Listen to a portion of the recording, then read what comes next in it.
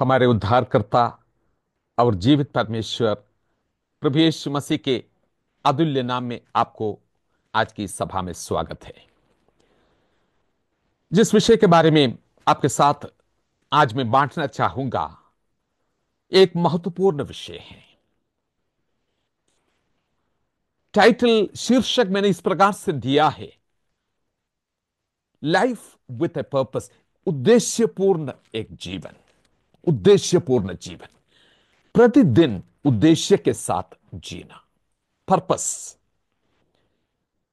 मैं कई बार दोस्तों को पूछता हूं, तो जिंदगी कैसे चल रहे हैं? वो बोलेंगे, बस चल रहे हैं, जैसे पहले था चल रहे हैं। जब वो सुनता हूं, मुझे ऐसा लगता है कि आज सुबह जो है कुछ खास उद्देश्य के साथ जाग उठा नहीं है। दिन में इसलिए जा रहे हैं, दिनचर्या मुझे उसके लिए बुलाते हैं, इसलिए उठ जाते हैं, काम होते हैं। फिर से मंडे हो गया, इसलिए उठना पड़ रहे हैं, काम हो रहे हैं। जब परमेश्वर के वचन में हम देखते हैं, जो कुछ परमेश्वर ने सृष्टि की, एक उद्देश्य के साथ परमेश्वर ने उसको बनाया। इसमें एक निश्चित शुरुआत हम देखते हैं बाइबल पुस्तक में कि ऐसे चले आ रहे थे, ऐसे नहीं है। परमेश्वर सृष्टि करते हैं, एक उद्देश्य और नियति को वहां पे स्पष्ट भावना देते हैं, जिससे सृष्टिकर्ता को महिमा मिलने की योजनाएं इसके अंदर बनाई हुई है।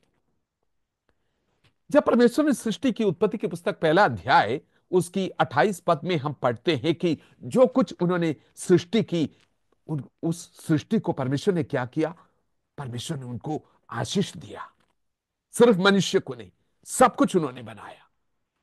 और खास करके मनुष्य को बोला, फूलो फलो और पृथ्वी में भर जाओ, जीवन दिखाई दे और बढ़ोतरी दिखाई दे, मल्टीप्लिकेशन दिखाई दे। जब परमेश्वर का पुत्र इस संसार में आया, वो भी बड़ी उद्देश्य के साथ आया। यूहन्ना की इंजील 13 अध्याय इस प्रकार से कहते हैं, वो जानता था कि जहां से वो आया, जो संसाधन परमेश्वर ने उनको दिया और किस उद्देश्य के लिए वो इस संसार में हैं और कहां वो जा रहे हैं, इन बातों के बारे में उनके अंदर एक बहुत बड़ी स्पष्टता, क्लैरिटी थी। उनकी इतिहास, उनके उद्देश्य और उनके भविष्य, इसके बारे में स्पष्टता उनके जीवन में थी।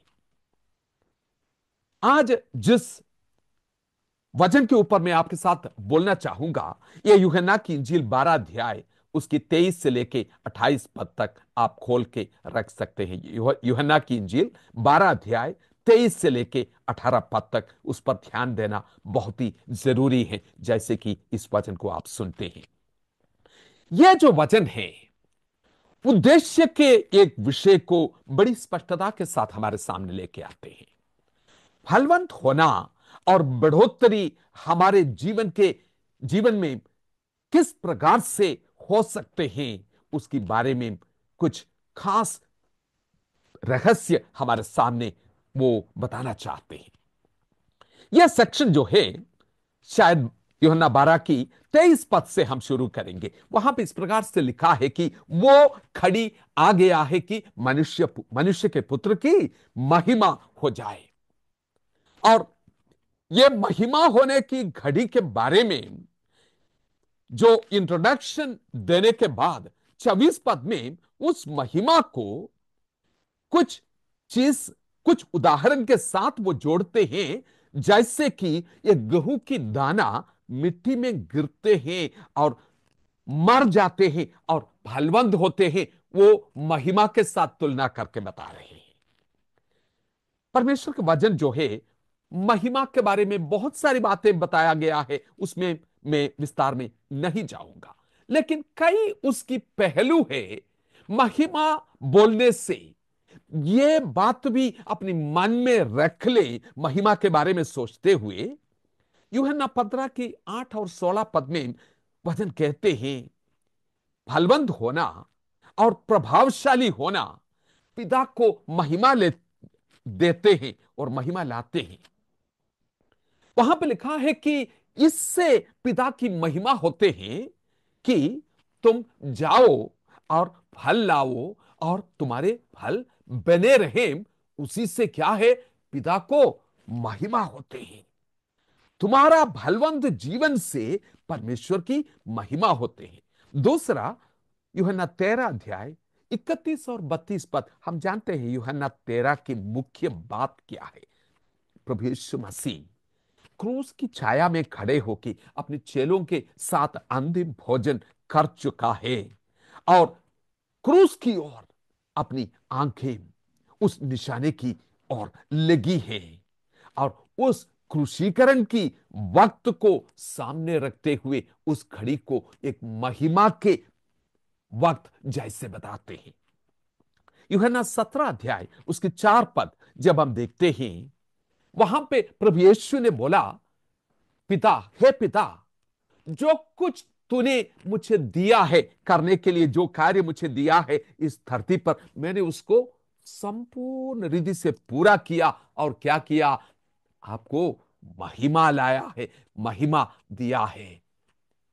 ये सारी बातें हमें यह बताते हैं कि वो एक उद्देश्यपूर्ण जीवन जिया और इस संसार में उनकी असाइनमेंट जो था, जो कार्य उनके लिए निर्धारित किया था, उसको उन्होंने पूरा किया। उद्देश्य के प्राथमिक प्रश्न पर विचार करना मेरे प्रियो बहुत ही एक महत्वपूर्ण बात है। आपको लगता नहीं है? या चलो मंडे हो गया इसलिए उठ जाए? नहीं मेरे प्रियो, ध्यान से सुनिए। यूहन्ना 12 अध्याय 24 से लेकर 25 पद तक जब हम पढ़ते हैं, प्रभु यीशु मसीह ये बीज की उदाहरण लेके आते हैं। जब तक गेहूं की दाना मिट्टी में नहीं गिरते तो अकेला रहते हैं, और जब मिट्टी में मिर्चा मिलते हैं, बीज मर जाते हैं, उसी से अंकुर निकलते हैं, वो फिर फलवंत हो जाते हैं, फसल के लिए तैयार हो जाते हैं। बीज की बढ़ोतरी का एक खास सिद्धांत वो लेके आते हैं। सृष्टि के शुरुआत में परमेश्वर ने बोला हो जाए, तो सब कुछ हो गया। लेकिन उस समय से लेके पृथ्वी की अंत तक जो है, बीज का बढ़ोतरी की सिद्धांत यह है कि ऐसे नहीं है कि कुछ मिट्टी मुट्ठी भर की बीज प्रभु ने हाथ में लिया, जैसे 5 रोटी को मल्टीप्लाई किया ना, उसी रीति से इसको मल्टीप्लाई करे, वो नहीं है योजना। उसके ऐसे नहीं होते हैं। बीज बढ़ोतरी होना है तो उसको क्या है, मिट्टी में गिरना है। यह परमेश्वर का सिद्धांत है। यह उदाहरण को वो अपने लिए लागू करता है, जो परमेश्वर के पुत्र एक बीज के समान इस पृथ्वी में गिरा और कैसे फलवंत हो गया, वो अपने लिए लागू करते हैं। उसके बाद उसी जगह में चेलों के लिए भी वो बताते हैं कि तुम भी वो बीज है। उसको साथ लेके आते हैं कि अगर कोई मेरे पीछे, जो जो मेरे चेले हैं, उसको जहां मैं चला है उनको मेरे पीछे चलना है। सो चेले जो हैं वो बीज हैं। जैसे मत्ती 13 की 38 में लिखा है कि खेत संसार है, अच्छा बीज राज्य का संतान है। धार्मिकता का संतान है, राज्य की संतान है। अच्छा बीज प्रभु के हाथ में एक बीज के समान चेले, और परमेश्वर की गोदी से गिरा हुआ एक अच्छा बीज प्रभु यीशु। ये घड़ी जो है, संदर्भ इस प्रकार से बताते हैं कि परमेश्वर का पुत्र वो बीज अभी मिट्टी में गिर के मर जाने की वक्त आ गया है, ताकि वो फलवंत हो जाए। वो कहते हैं कि मुझे इस घड़ी में से होकर क्यों निकलना है, इसका तर्क क्या है? जब तक गेहूं की दाना मिट्टी में नहीं गिरते हैं, वो अकेला रहते हैं, फलवंत नहीं हो सकते हैं। यही इसका तर्क है। आगे जाके यूहन्ना 12 की उसी में हम टिके हुए हैं। उसकी 27 पद में कहते हैं कि अब मेरा जी व्याकुल हो रहा है, मैं क्या बोलूं? पिता इस खड़ी से मुझे बचा ले, यह बोलूं, परंतु मैं इसी कारण इस खड़ी को पहुंचा हूं। 28 पद कहते हैं, हे पिता, अपने नाम की महिमा कर। तब स्वर्ग से एक आवाज आते हैं, मैंने उसकी महिमा की है और फिर भी करूंगा। किस रीति से प्रभु यीशु मसीह इस खड़ी में अपनी चुनाव करते हैं, विकल्प जो उनके सामने है उससे वो कैसे चुनते हैं, और क्या इस खड़ी में वो प्रार्थना करते हैं। आप भी प्रार्थना करते हैं ना, हम लोग सब प्रार्थना करते हैं। हमारी प्रार्थना में करीब करीब मुख्य विषय क्या है? हम सब ये चाहते हैं कि इसको आशीष दे, उसको आशीष दे, इसका सिरदर्द हटा दे, वो हटा दे, बहुत सारे आशीष दे, सुरक्षित रखे, कोई भी ना नष्ट नहीं हो, और कम कीमत की जो समर्पण है अगर हो सकते हैं तो बहुत बढ़िया है, एक आशीषमय जीवन हो। हमारी प्रार्थना ये स्पष्ट करते हैं कि हमारे लिए मुख्य बात क्या है। यहां पे प्रभु यीशु मसीह जैसे वो व्यक्त करते हैं 23 पद में और 27 पद में, वो खड़ी आ गया है। वो खड़ी एक बहुत ही मुश्किल की खड़ी है। क्यों मैं कहता हूं? 27 पद में कहते हैं कि अब मेरा जी व्याकुल हो रहे हैं, मैं क्या बोलूं इस खड़ी में। लगभग ऐसे लगता है कि जैसे गत्समने की बगीचे में वो खड़ी जो था उसी क्षण पर वो आ पहुंचा है। इस घड़ी का जो जो जो आवर है, घड़ी जो है, इस घड़ी का प्रलोभन और दबाव, प्रेशर जो है बहुत गंभीर है। तभी प्राण के ऊपर असर पड़ते हैं जब इतनी गंभीर परिस्थिति ये है। प्रभु यीशु मसीह इस समय यह सवाल उठा रहे हैं, मैं क्या बोलूं? ऐसा लगता है कि दो किस्म की चिंताएं उनके मन में आ रही हैं। एक है उनकी सुरक्षा, दूसरा है पिता की महिमा। देखो, अगर ये दोनों चीजों को सामने रख के आप देखें, इसमें से कोई भी चीज खराब चीज नहीं है, अपने आप में ये बिल्कुल सही है। लेकिन एक समस्या है मेरे प्रियो, सुरक्षा एक तरफ, पिता की महिमा दूसरी तरफ। इनमें से अगर कोई भी एक आप चुन ले, दूसरा ऑटोमेटिकली कैंसल हो जाते हैं। सेफ्टी, सुरक्षा को के बारे में वो ही आप चुन ले, पिता की महिमा होना यहां पे असंभव है। पिता की महिमा हो जाए, तुम्हारी सुरक्षा जो है खतरे में है। तो इसी कारण से यह दोनों बात को सामने रखते हुए एक ऐसी सोच विचार करना पड़ेगा, इस विकल्प में से एक चुनना पड़ेगा। हम सोच नहीं सकते हैं कि परमेश्वर का पुत्र ऐसी एक परिस्थिति को सामना कर रहे हैं। यह सवाल पूछ रहे हैं, पिता, मैं क्या मांगू? इस घड़ी से मुझे बचा लो। अच्छी बात है कि प्रभु ने पहले वो सवाल उठाया। यह सवाल को सामना करना उत्तम है, पहले इसी सवाल को सामना कर ले। क्योंकि अगर सुरक्षा के लिए वो बोलते हैं, ये उनके लिए व्यक्तिगत रूप में बहुत अच्छा था, क्योंकि दर्द से बच सकता था और थोड़ी देर और इस संसार में रह सकता था। और यू नो तर्क के रूप में यह भी बता सकते हैं कि देखो, लंबी आयु जी के प्रभु की महिमा कर सकते थे। पतरस ने बताया था ना उनको, क्रूस क्रूस के बारे में मत बोलो, क्रूस मत उठाओ, यह तुम्हारे लिए बहुत बढ़िया होगा। लेकिन एक बड़ी समस्या इसमें है। समस्या क्या है? उद्देश्य के ऊपर यह बड़ी सवालें उठाएगा। उद्देश्य पूरा नहीं होगा, पिता की महिमा नहीं होगा। यह जो संदर्भ है कुछ गंभीर सबक हमको सिखाते हैं। एक उद्देश्यपूर्ण जीवन, स्वयं की फायदे मिलने वाली चुनाव करने के बदले एक सवाल के रूप में प्रभु यीशु मसीह ये मुद्दा उठाते हैं, क्या मैं ये पूछूं, या दूसरे शब्दों में क्या मैं ये प्रार्थना करूं, पिता इस घड़ी से मुझे बचा ले? बिल्कुल जवाब यह है, ना, मैं ये प्रार्थना नहीं करूंगा। कभी अपने जीवन में उस वक्त में आप पहुंचा है जहां पे आपने ये दोनों चीजों, ये मेरे फायदे के लिए होगा, लेकिन ये पिता की महिमा के लिए होगा, लेकिन ये मैं प्रार्थना नहीं करूंगा, मैं अपनी फायदा नहीं देखूंगा, पिता की महिमा जिस चीज से मिल सकते हैं उसी को मैं चुनूंगा। किसी प्रार्थना, जो कोई अच्छी प्रार्थना, कभी आपने बताया नहीं, मैं ये प्रार्थना नहीं करूंगा। मेरे जीवन में कई ऐसे संदर्भ हुआ, मुझे याद आ रहे हैं, लेकिन बताने के लिए समय नहीं है। कई बार मैंने बोला यह तो बहुत अच्छा है, लेकिन यह प्रार्थना मैं नहीं करूंगा। गत्समने के बगीचे में जो प्रार्थना प्रभु ने किया, उसके साथ इसका कुछ तालमेल आपको दिखाई दे रहे हैं। वो कहते हैं ना, अगर संभव है तो ये कटोरा आप उठा ले, लेकिन मेरी इच्छा नहीं, तेरी ही इच्छा पूरी हो जाए। क्यों वो ऐसी चुनाव करते हैं?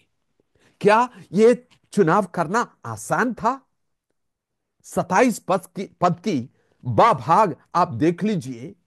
वो बताते हैं कि ये सही निर्णय लेने के लिए कौन सी चीज उसको मदद किया। यह चीज आपके लिए भी बहुत खासियत रखने वाली चीज है। प्रभु यीशु कह रहे हैं, यही चीज मुझे मदद किया इसमें से चुनने के लिए। क्या है? इस उद्देश्य के लिए मैं आया। जो हम चुनते हैं उद्देश्य के साथ जुड़े हुए हैं मेरे प्रियो। बड़ी गंभीरता से इस विषय को ले। आप और मैं अपने जीवन में चुनाव लेते हैं। क्या इस सवाल को सामने रखते हैं, मैं क्यों इस संसार में हूं? मेरी उद्देश्य क्या है? प्रभु ने इस संसार में मुझे क्यों रखा है? इस उद्देश्य के लिए इस घड़ी पर मैं हूं। मेरे प्रियो, मुझे ऐसा लगता है कि अनंतता से लेकर परमेश्वर का पुत्र इस घड़ी के लिए इंतजार कर रहे थे।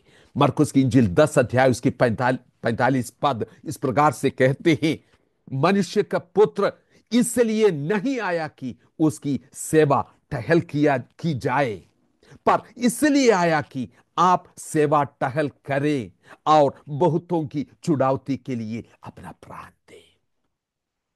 लूका 19 की 10 में वो कहते हैं, खोए हुओं को ढूंढने और उनका उद्धार के लिए मैं आया हूं। कई बार इस विषय को वो सामने लेके आया। उन्होंने बोला मेरा घड़ी नहीं आया, लेकिन 12 के 23 में कहते हैं अब मेरा घड़ी आ गया है। 27 में कहते हैं इस उद्देश्य के लिए मैं इस घड़ी पर पहुंचा है। देखो, बड़ी, थोड़ा सा ध्यान दे दीजिए। उद्देश्य और वो घड़ी, ये दोनों अब मिल रहे हैं। कैसी एक अनोखा अवसर ये है। उद्देश्य और वो घड़ी ये आपस में मिल रहे हैं। कैरोस मोमेंट जो हम कहते हैं, ये परमेश्वर की निश्चित एक समय है, क्योंकि उद्देश्य और वक्त ये दोनों आपस में मिल रहे हैं। यूहन्ना 13 की 1 में प्रभु यीशु मसीह ने बोला कि इस बात को जानते हुए कि मेरी घड़ी आ पहुंचा है। जब उद्देश्य और वक्त मिलते हैं, मैंने बोला बहुत ही एक महत्वपूर्ण समय है। क्या जिस वक्त में आप रह रहे हैं, आपको ऐसे महसूस हो रहे हैं कि इस उद्देश्य के लिए इस वक्त पर मैं आ पहुंचा हूं? इसी यूहन्ना की 12 अध्याय की 21 पद में डिस्ट्रैक्शन आया। कुछ यूनानी लोग जो है, ग्रीक्स, वो आके बोला कि हम यीशु को मिलना चाहते हैं। सोशलाइजेशन के लिए बहुत लोग आते हैं। हाँ, हम उसको थोड़ा मुलाकात करें, देख लें, कुछ बातचीत करें, हम उसको मिलने के लिए आए हैं। और मरकुस की इंजील 1 अध्याय की 37 और 38 पद में भी चेले आके बोला कि प्रभु जी, सब लोग आप ही को ढूंढ रहे हैं। बहुत सारे लोग आ गया है, सब लोग आप ही को ढूंढ रहे हैं। Everyone is looking for you. सेवकाई में जब ऐसे मौका आते हैं, हम एकदम सोचेंगे सचमुच में ये प्रभु की ओर से होगा। बहुत सारे लोग, मैंने तो एडवर्टाइजमेंट भी नहीं किया, लेकिन बिना बुलाते हुए, निमंत्रण देते हुए इतनी सारे लोग आए हैं। पक्का है कि मेरे अलावा कोई ये नहीं कर सकता, इसीलिए इतने लोग आए हैं ना, मैंने बुलाया भी नहीं था। देखो, ये तो ऐसे खड़ी है, परमेश्वर ने ये मौका मुझे दे रखा है, मैं उसको ऐसे पकड़ूं, ग्रैब इट। प्रभु का उत्तर क्या था? वो कहते हैं कि उसको बिल्कुल ही नजरअंदाज किया। सारे लोग आपको ढूंढ रहे, उसको बिल्कुल नजरअंदाज किया। प्रभु बोलते हैं कि हम दूसरे टाउन में, जगह में जाना है, और वहां पे भी परमेश्वर के राज्य की घोषणा, प्रचार हमें करना है। क्योंकि यू नो मरकुस की इंजील पहला अध्याय, उसका 38 पद का बा भाग देख लीजिए। वहां पे लिखा है कि इसी उद्देश्य के लिए मैं आया हूं। For this purpose I have come fourth, new king James version में लिखा है कि मैं इसलिए आया हूं। मैं, यह नहीं है कि भीड़ जहां इकट्ठा हो रहे हैं, उनकी जो जो यू नो एक्साइटमेंट है, उसको पूरा करने के लिए नहीं है। मैं उद्देश्यपूर्ण जीवन जी, लूका 4 की 43 देख लीजिए। वहां पे वही बात बोलते हैं कि दूसरे शहरों में भी मुझे जाना है और राज्य की प्रचार करना है, क्योंकि इस उद्देश्य के लिए मैं भेजा हुआ हूं। ये दोनों शब्द देखा, मैं इसलिए आया हूं, इस उद्देश्य के लिए मैं भेजा गया हूं। यीशु इस प्रकार से अपनी दैनिक जीवन इस पृथ्वी पर जिया। उनके चेले जो कहते हैं हमें क्या करना चाहिए, उसके पीछे चलना नहीं चाहिए। पौलुस प्रेरित इस अपनी मन की तमन्ना को वो व्यक्त करते हैं और कहते हैं फिलिपियों की 1 अध्याय की 20 और 21 पद में, वो कहते हैं चाहे जीवन से हो चाहे मृत्यु से हो, पिता की महिमा हो, क्योंकि मेरे लिए जीना मसीह है और मरना लाभ है। उसकी महिमा मेरा उद्देश्य है। सिर्फ वही लोग जो है निशाने की ओर बढ़ते चले जा सकते हैं। वो अपनी स्वयं की फायदा देने वाली चीजें जो है ना, उसी से वो डिस्ट्रैक्टेड नहीं होता, उनका मन मन बिखरते नहीं है।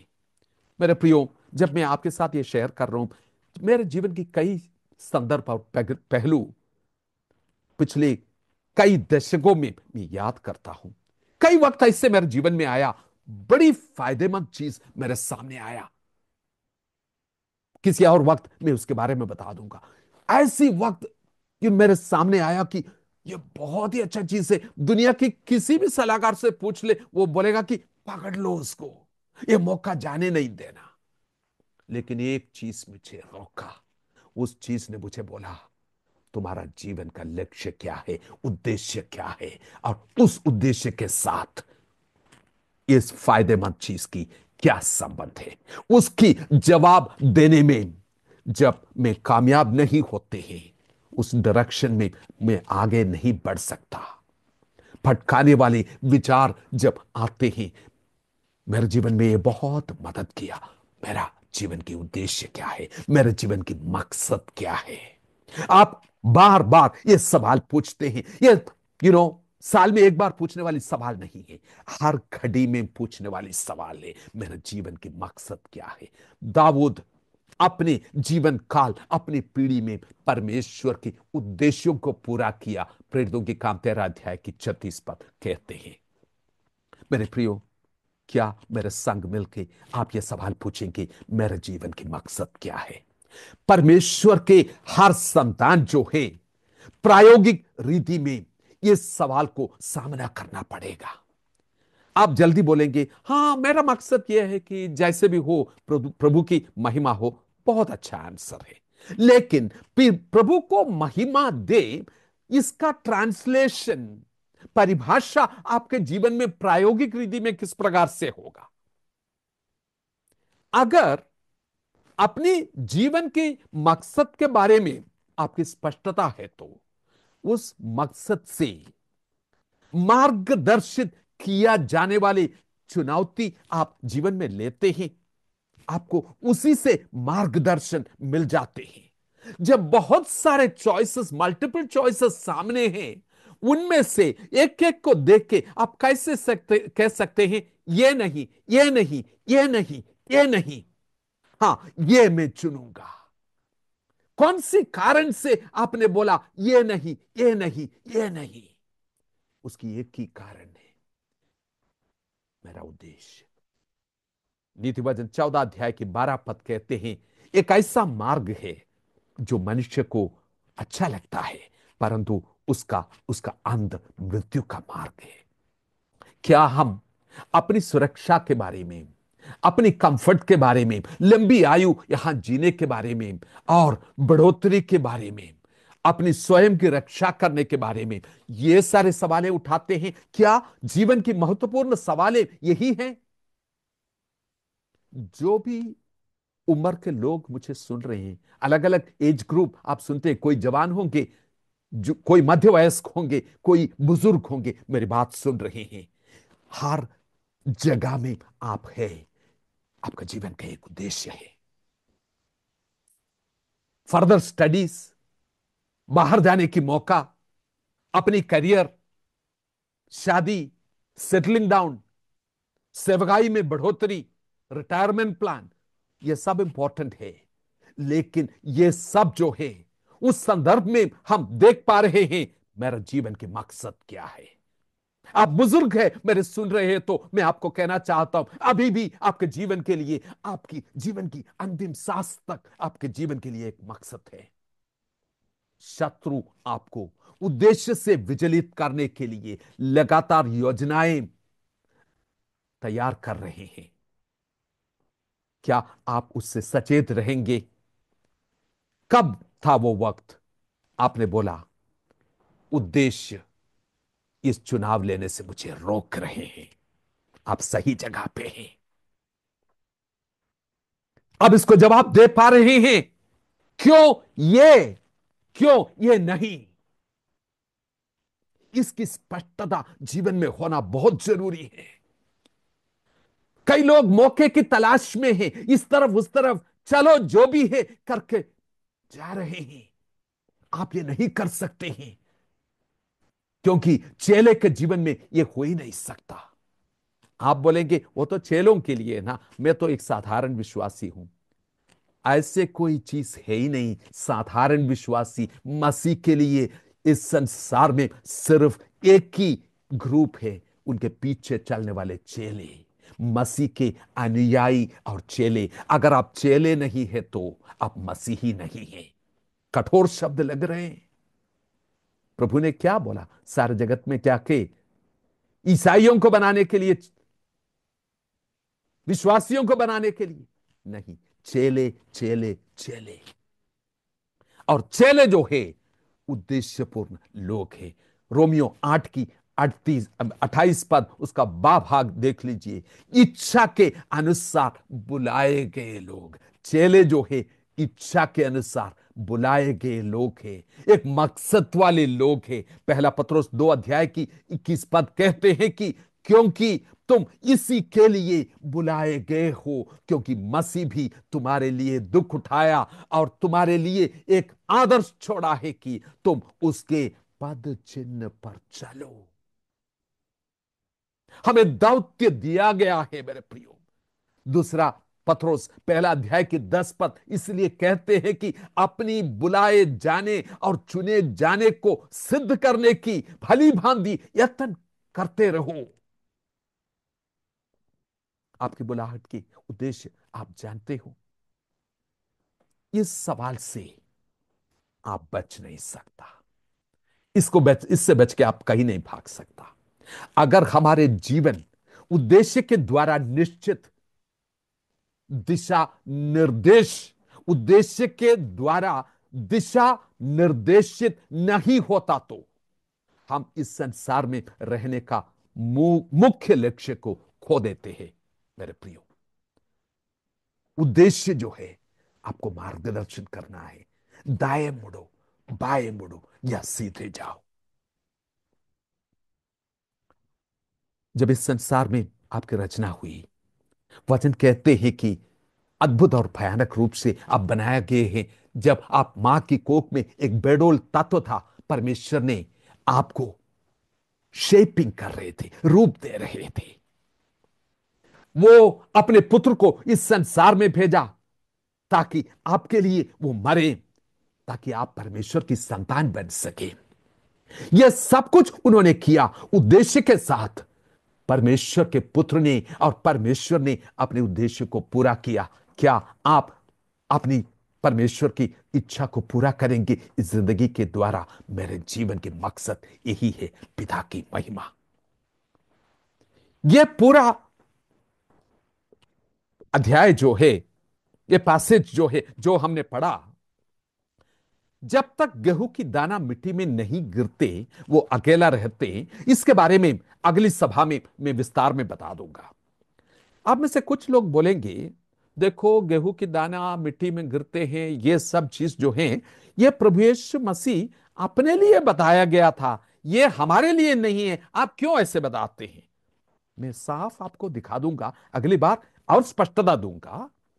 यहां पे यह लिखा है कि अगर गेहूं की दाना का मल्टीप्लिकेशन होना है तो मिट्टी में गिरना है।